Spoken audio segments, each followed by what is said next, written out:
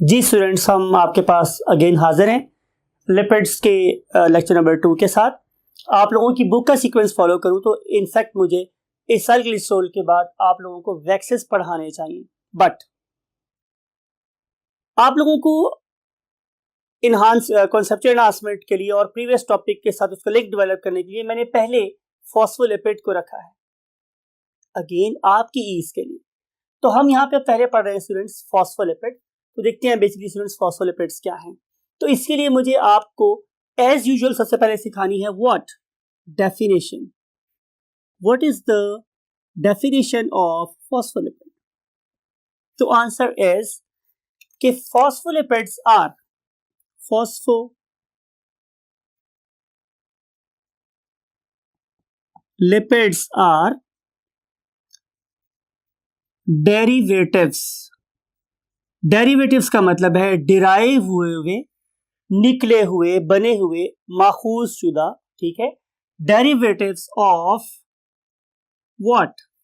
Important, मैं आप लोगों के लिए इसको ब्लॉक भी कर दूंगा, स्टार भी लगा दूंगा।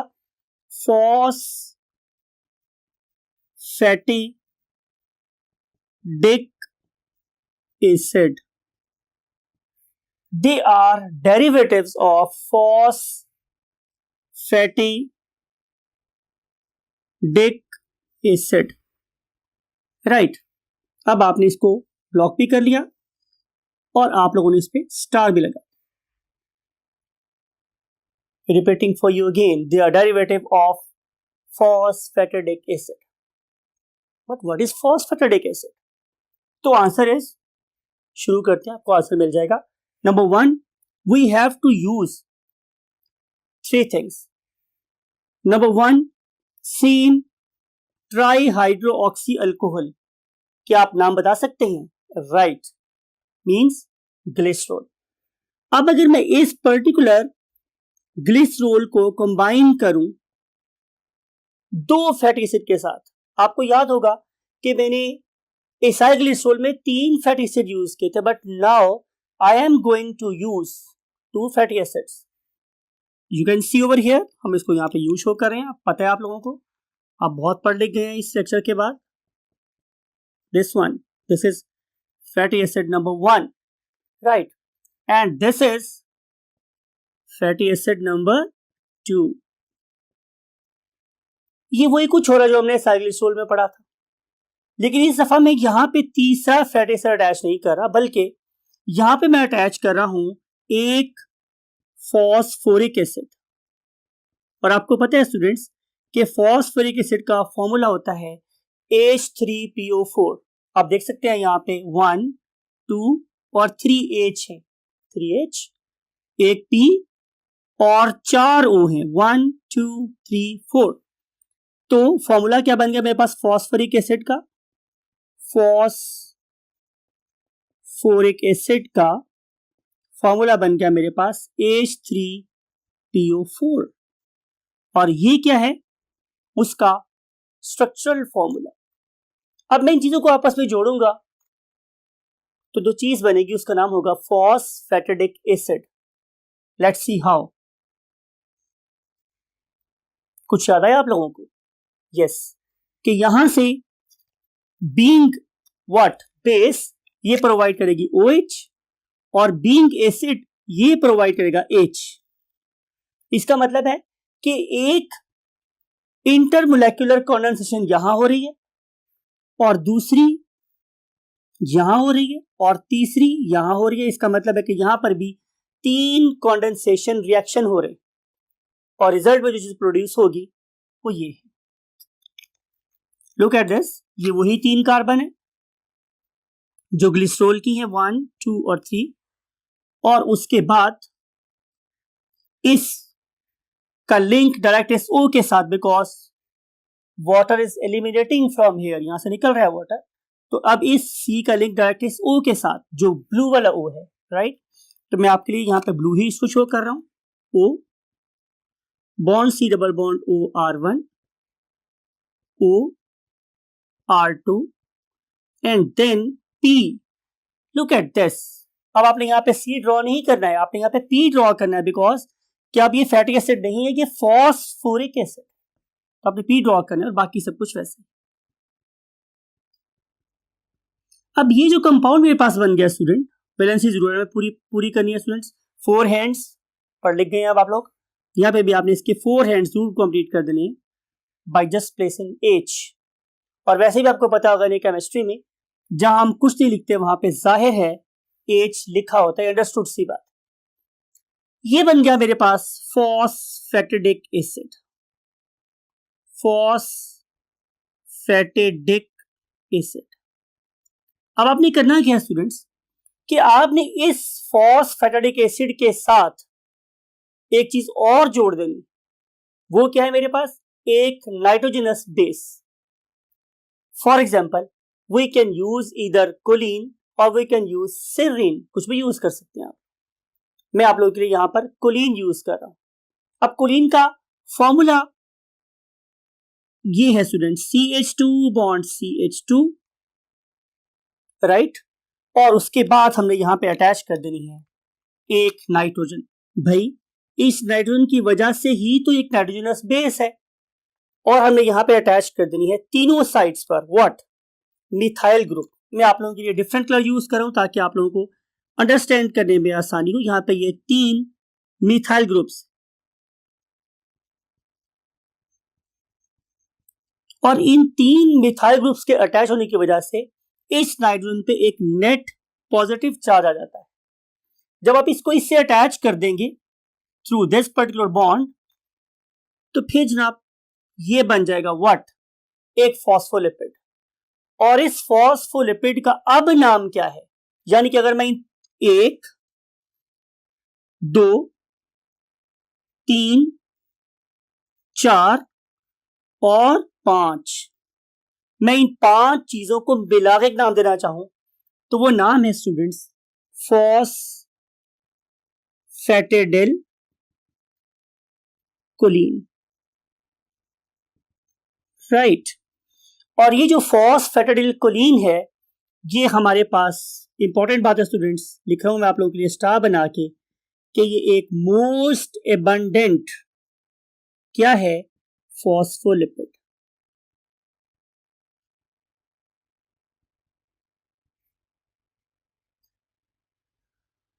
और अब इस टॉपिक की हम आखिरी बात लिखने वाले। वो आखिरी बात क्या है स्टूडेंट्स, कि what is the use of this great molecule that is called as what, phospholipid. तो इसके हम लिख रहे हैं स्टूडेंट्स यूजेस। तो इंपॉर्टेंट बात स्टूडेंट्स ये है कि ये फॉस्फोलिपिड्स सेल मेम्ब्रेन्स में इस्तेमाल होते हैं, सेल मेम्ब्रेन्स में इस्तेमाल होते हैं। अगर मैं पर्टिकुलरली आप लोगों को आप ही के ब्रेन की सैर करवाऊं तो आपको पता चलेगा कि आपके ब्रेन में बहुत सारे क्या प्रेजेंट है, न्यूरॉन्स प्रेजेंट। आपकी बॉडी में बहुत से न्यूरॉन प्रेजेंट हैं, जिनमें से आपको पता है, आप ग्रेड 9 10 में पढ़ के आए हैं, एक होते हैं मोटर न्यूरॉन और एक होते हैं सेंसरी न्यूरॉन्स। उन particular motor neuron sensory neurons के सराउंडिंग पे आपने देखा था कि अटैच होती हैं बहुत सी लेयर्स ऑफ व्हाट, फॉस्फोलिपिड्स, जिन्हें हम लोग इवेंचुअली कहते हैं कि वो श्वान सेल्स है और वो यूज हो रही है to make what, myelin sheath, right. तो जो माइलिन शीथ है उसकी थिकनेस है, it is basically not a cell, ये डेपोजिशन है किसकी, फॉस्फोलिपिड्स की। उसके दरमियान में जहां जहां गैप्स थे, आपको याद होगा कि उस पर्टिकुलर गैप्स को हम लोगों ने नोड ऑफ रेनवियर का नाम दिया था। तो ये हमारी सेल मेम्ब्रेन और particularly myelin sheath of neurons बनाने में इस्तेमाल होती है। That's it for phospholipid.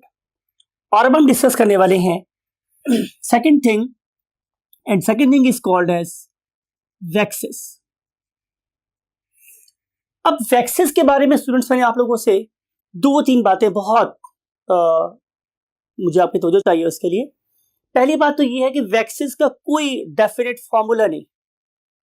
You know very well, आपने ग्रेड 9 में यही पढ़ा था कि मिक्सचर और कंपाउंड में यही फर्क होता है, कंपाउंड का डेफिनेट फॉर्मूला होता है और मिक्सचर का डेफिनेट फॉर्मूला नहीं होता। तो पहली बात आपने याद रखनी है कि वैक्सेस आर मिक्सचर्स, ये मिक्सचर है। भाई अगर ये मिक्सचर है तो फिर भी इसमें कोई ना कोई चीज तो ऐड हुई होगी। आए हम उन कंपोनेंट्स को देखते हैं कि जिसका ये mixture. Number 1, long chain alkanes. Long chain alkanes. अब यहां पर भी मैंने आप लोगों से यही चाहता हूं कि आप जरा गौर से इस बात को सुने कि वहां पे हम लोगों ने एसाइल ग्लिसरॉल में पढ़े थे फैटी एसिड्स, और वहां पे जो फैटी एसिड्स थे उनका नंबर क्या था स्टूडेंट्स? Even, right? 4 से स्टार्ट हुआ था, 30 तक गया था। और इस वाले केस में आप लोगों ने देखना है यहाँ पे जो नंबर ऑफ कार्बन एटम है इस लॉन्ग चेन में वो क्या है? ऑड। 25 से 35 तक, C25 से C35 तक ये odd number of carbon atoms, odd number of carbon atoms. Unlike acyl glycerol, acyl glycerol में नंबर ऑफ कार्बन एटम क्या था स्टूडेंट्स? इवन। तो यहाँ पे अल्केन, ये भी इंपॉर्टेंट बात है, ये फैटी एसिड नहीं है। वहां पे हमने नंबर ऑफ कार्बन एटम पढ़े थे फैटी एसिड में, यहाँ हम पढ़ रहे हैं number of carbon atoms in long chain alkanes. Important बात है। उसके बाद इसमें शामिल है, जाहिर है, बहुत सी alcohols, right? Then we have ethers in it, and then we have what? Esters, definitely esters of fatty acids and glycerol. तो जब ये सारी की सारी चीजें आपस में मिक्स हो जाएंगी तो जो कंपाउंड मेरे पास बनेगा, जो मिक्सचर मेरे पास बनेगा, sorry, that is called as nothing other than wax.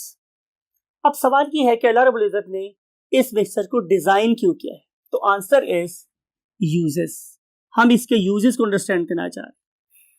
तो जैसे हम डिस्कस कर चुके हैं पहले से कि अगर आप लोगों के पास बाइफेशियल लीव्स है, ये आपको नजर आ रहा है इस इमेज में कि बाइफेशियल लीफ है, ये एक ऐसा लीफ है जिसकी 2 सरफेसेस हैं। तो अगर आप इसको जूम इन होता हुआ देख रहे हैं तो आपको नजर आएगा कि इस पर्टिकुलर पॉइंट पे जो लीव्स हैं they have got a very fine upper surface, very shiny fine upper surface. तो वो जो शाइनी अपर सरफेस है उसकी shine, it is due to the presence of what? Wax. Similarly अगर आप लोग बात करेंगे फ्रूट्स की, तो फ्रूट्स के पील्स का मतलब स्टूडेंट्स जो सब ऊपर वाला छिलका, लीफ, पील, उसकी बात कर रहे हैं। या आप लोग डिफरेंट किस्म के सीड्स को देखिए तो आप देखते हैं कि बहुत से सीड्स बड़े शाइनी होते हैं। For example, best example is castor oil seed, आप उसको देखें वो बहुत शाइनी सा है, राइट? या आप लोग लीची के सीड को देख लें तो आप नजर आएगा वो बहुत शाइनी सा है। तो इसके शाइनी सरफेस होने की रीजन क्या है कि उसके ऊपर जाहिर एक वैक्स की लेयर। फिर मैंने देखा कि अगर आप लोग बीज, ये हम लोग शहद की मक्खी की बात करें, तो अगर आप लोग उसके छत्ते की बात करें तो उस छत्ते के बाहर भी अल्लाह ताला ने उनको एबिलिटी दी है कि वो अपने शहद के बाहर एक इंसुलेटिंग लेयर लगा सकते हैं जो उसको बहुत हाई टेम्परेचर और बहुत लो टेम्परेचर से बचा के रख सकता है। तो ये कुछ एप्लीकेशंस हैं जो कि हमें वैक्सेस की नजर आती। अब हम पढ़ रहे हैं स्टूडेंट्स इस टॉपिक की लास्ट बात, और वो लास्ट बात मेरे पास क्या है students? Terpenoids. Terpenoids. As usual मैं क्या करूंगा, आप लोगों को सबसे पहले डेफिनेशन दूंगा। डेफिनेशन। अब टर्पिनॉइड्स हैं क्या? टर्पिनॉइड्स आर derivatives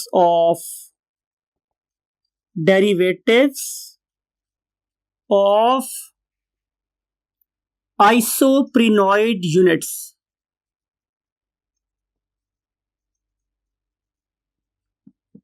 आप इस इमेज में देख सकते हैं, आपको नजर आ रहा है कि ये यूनिट जो आपको ब्लिंक होता हुआ नजर आ रहा है ये बेसिकली एक आइसोप्रेनॉइड यूनिट। अब ये वाले आइसोप्रेनॉइड यूनिट्स जब डिफरेंट वे में कंडेंस होते, यानी कि इनका आपस में जुड़ने का, जैसे हमने देखा था स्टार्चेस के बारे में कि वो 1,4 से भी लिंक हो सकती है, 1,6 से भी लिंक हो सकती है। तो जब ये डिफरेंट वे से आपस में कंडेंसेशनल रिएक्शन से गुजरती हैं तो उसके रिजल्ट में डिफरेंट स्ट्रक्चर्स अरेंज होते हैं। उन डिफरेंट स्ट्रक्चर्स के बनने से हमारे पास डिफरेंट किस्म के टर्पिनॉइड्स बन सकते हैं। और अब हम स्टडी करने वाले हैं आपकी बुक के मुताबिक व्हाट देयर एग्जांपल्स, कि हमारे पास कौन कौन सी ऐसी चीजें हैं जो कि टर्पिनॉइड्स के जुमरे में आती। तो नंबर 1 इज कैरोटीनॉइड्स। ये आपको पता है कि ये प्लांट्स में पाई जाती हैं, ये एनिमल्स में नहीं होती, कैरोटीनॉइड्स। फिर मैंने आपसे इंट्रो में ये बात पूछी थी कि क्या आप लोगों को किसी ऐसे मॉलिक्यूल का नाम पता है कि जिसकी एनर्जी, जिसमें ये ability to speed up chemical reaction किसी एंजाइम से भी ज्यादा हो? तो answer is yes, this great molecule is steroid. अब जो स्टीरॉइड है ये एंजाइम से भी ज्यादा, हार्मोन से भी ज्यादा स्पीड से काम करते हैं। मिसाल के तौर पे if you want to gain the mass, तो उसके लिए हम एक काम ये कर सकते हैं कि हम आप लोगों को स्टीरॉइड लगा दें। वो स्टीरॉइड आप लोगों के प्रोटीन मेटाबॉलिज्म को बहुत फास्ट कर देंगे and then you can have what, huge mass very quickly in the terms of muscles, right. तो नंबर 2 जो टाइप आ रही है, जिसके मैंने अभी इतने कसीदे आप लोगों के सामने बोले हैं, उसका नाम क्या है स्टूडेंट्स? स्टीरॉइड्स। आप जरा गौर करें तो मैंने स्टीरॉइड्स को डेलिबरेटली रेड से लिखा है। रीजन इज कि जितने ये मॉलिक्यूल पावरफुल हैं उससे ज्यादा हार्मफुल भी हैं। अगर आप लोग एक ट्रस्टेड डॉक्टर के इंस्पेक्शन में इसको यूज नहीं कर रहे तो ये वाले बहुत एनर्जेटिक मॉलिक्यूल्स आप लोगों के लिवर को और आप लोगों के किडनीज को हमेशा हमेशा के लिए तबाह भी कर सकते हैं। सो किसी से पूछ के, सिर्फ किसी से पूछ के स्टीरॉइड इस्तेमाल मत करें। इसके लिए आप लोगों को प्रॉपर स्पोर्ट्स मेडिसिन के डॉक्टर्स को कंसल्ट करना चाहिए और फिर आप लोगों को स्टीरॉइड यूज करने चाहिए। ये जो हमारे डिफरेंट जिम्स में बैठे हुए लोग आप लोगों को फजूल स्टीरॉइड दे देते हैं, they are playing with your lives, so never go with it. Always go to some doctor, then try to understand its biochemistry and then try to play with the chemicals. Chemicals आपको कभी माफ नहीं करेंगे। So always use these particular molecule steroids very wisely, right?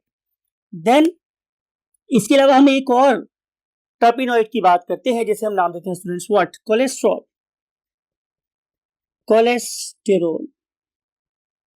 अब ये जो cholesterol है, again what a marvellous molecule, बहुत ही कमाल का मॉलिक्यूल। अगर ये मॉलिक्यूल आपकी बॉडी में ना होता तो शायद आप बॉयज ना होते या आप गर्ल्स ना होते। इसका मतलब ये है कि आपको बॉयज बनाने में और आप लोगों को during the course of development girls बनाने में कुछ हार्मोन्स रिक्वायर्ड थे।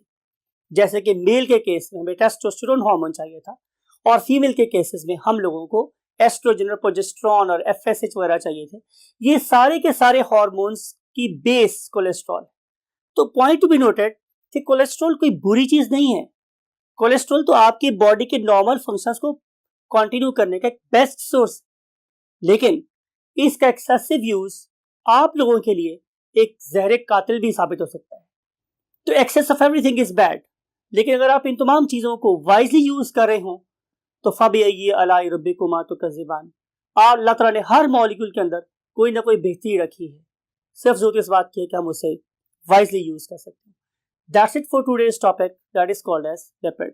आइए हम इसी कुछ यूनिक प्रॉपर्टीज के लिए डायनामिक वॉल पे चलते हैं।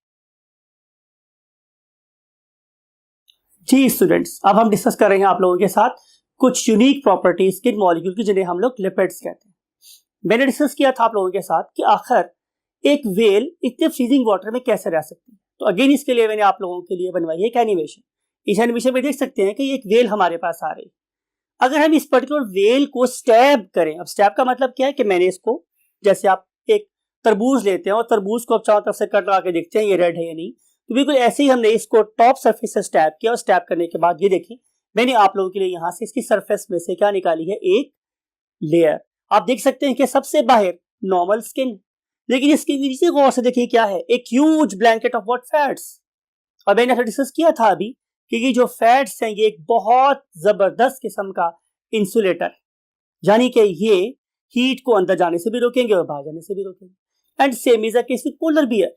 पोलर बियर में भी ऐसा ही है। पोलर बियर के नीचे भी एक ह्यूज थिक फैट है जिससे हम क्या बोलते हैं, ब्लबर। तो ये जो चीजें हैं ये बेसिकली उनको वहां पे जिंदा रहने में, सर्वाइव करने में, थ्राइव करने में हेल्प कर रहे हैं। लेकिन जैसे मैंने डिस्कस किया कि आप इस पर्टिकुलर एनिमेशन को देखें, ये वाले मॉलिक्यूल जितने यूजफुल हैं उससे ज्यादा हार्मफुल भी हो सकते हैं। जैसे भी हमने कोलेस्ट्रॉल की बात की, लुक एट दिस एनिमेशन, कि अगर ये वाला कोलेस्ट्रॉल के मॉलिक्यूल बार बार आके मेरी आर्टरीज की जो हमारे हार्ट मसल्स को ब्लड सप्लाई कर रहे हैं, अगर उनके अंदर आके कोलेस्ट्रॉल डेपोजिट होता रहे तो it will cause narrowing of the coronary arteries. Artery से डायमीटर देख रहे हैं आप लोग स्टूडेंट से कम हो रहा है, और टाइम विल कम जब ये मुकम्मल ब्लॉक हो जाएगा और उस टाइम पे आपके हार्ट मसल्स को ब्लड नहीं मिलेगा और आपके हार्ट मसल्स की डेथ होना शुरू हो जाएगी, जिसको हमने यहाँ पे ब्लूइंग से शो किया। यू कैन सी कि हमारे जो हार्ट मसल्स हैं ऐसा सब ब्लू हो रहे हैं, और अ टाइम विल कम जब आप लोगों का हार्ट मसल डेड हो जाएगा और अब आप जाके अपने खालिक की से मिल जाएंगे। सो जैसे मैंने पहले जिक्र किया था कि आप लोगों को इन मॉलिक्यूल्स को बहुत वाइजली यूज करने की जरूरत है। आई होप कि आप लोगों को इस पर्टिकुलर लेक्चर से बहुत सी वैल्यूएबल इंफॉर्मेशन मिली होंगी। That's it for today students.